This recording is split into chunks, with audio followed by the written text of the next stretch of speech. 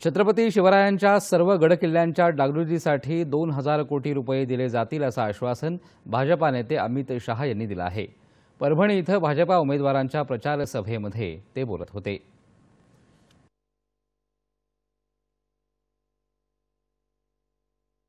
हमने शिवाजी महाराज ने जो भव्य किले बनाए हैं ये हमारे ऐतिहासिक सांस्कृतिक वारसे की धरोहर है।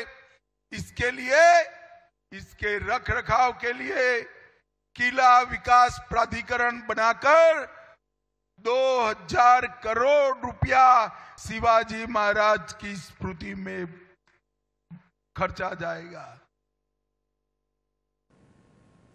मराठवाड्याचा दुष्काळाचा प्रश्न मिटवून प्रत्येक शेतामध्ये पाणी पोहोचण्यासाठी वॉटर ग्रिड प्रकल्प उभारणार असल्याचंही त्यांनी सांगितलं। काँग्रेसच्या कार्यकाळामध्ये देशाची अर्थव्यवस्था 11व्या क्रमांकावर होती।